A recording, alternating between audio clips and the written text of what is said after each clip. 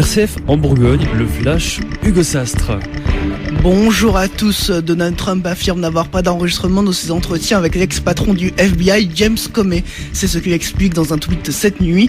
Le 12 mai, après avoir limogé le patron du FBI, Trump avait pourtant lui-même évoqué la possibilité d'enregistrement.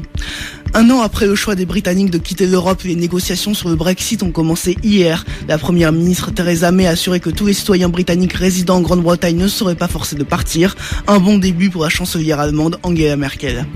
Emmanuel Macron souhaite croiser les fichiers pour les renseignements français. Conséquence de l'attentat raté des Champs-Élysées dont l'auteur présumé fichier S était détenteur d'un port d'armes et d'une licence de tir. Un dysfonctionnement pour le président qui souhaite désormais qu'on puisse croiser les fiches S avec celles des détenteurs d'armes à feu. Il annonce des mesures législatives dans ce sens.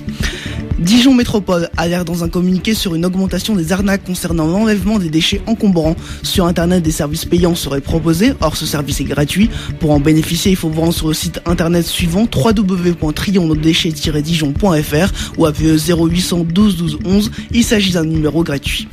La direction interdépartementale des routes 113 va procéder à des travaux sur la rocade de Dijon entre l'échangeur numéro 45 de Franche-Comté et l'échangeur numéro 47 de Beauregard. Seul le sens de circulation nord-est sera affecté. Une déviation sera donc mise en place du lundi 23 au 30 juin de 20h à 6h et du lundi 3 au vendredi 7 juillet aux mêmes horaires. En dehors de ces heures, la circulation sera normale sur la rocade. À Villars-sur-Ouche en Côte d'Or, Notre-Dame-des-Temps est toujours en plein travaux. Cet édifice accueille une des plus imposantes statues de Vierge en France. Après une restauration sur la partie haute, c'est maintenant au tour des parties basses. Cela doit se faire en 3 étapes. La commune de Villars-sur-Ouche a les moyens financiers pour la première étape, mais pas pour les 2 suivantes. Un appel aux dons est donc en cours. Si vous souhaitez en faire un, vous pouvez vous renseigner sur le site notre-dame-détend.fr. Soulagement pour les écoliers de La Roche-en-Brény en Côte d'Or. La directrice académique des services de l'éducation nationale a annoncé que des classes qui devaient fermer resteraient finalement ouvertes.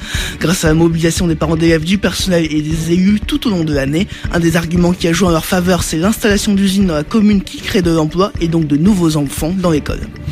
À Issy-sur-Tille, en revanche, le collège Paul Fort pourrait perdre sa section sportive athlétisme. Son fondateur part en effet à la retraite. Une UNSS, une Union nationale du sport scolaire, a donc été créée et une lettre envoyée au rectorat qui ne peut pas garantir de poste avec un spécialiste de la discipline. Le nouvel enseignant serait donc peu motivé à s'occuper de l'UNSS. Une manifestation est prévue mercredi devant le rectorat de Dijon.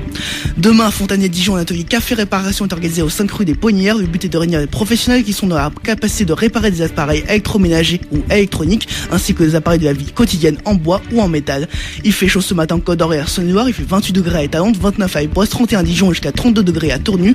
Cet après-midi, Macron affichera même 33 degrés. Dimanche, la maximale sera de 27 degrés.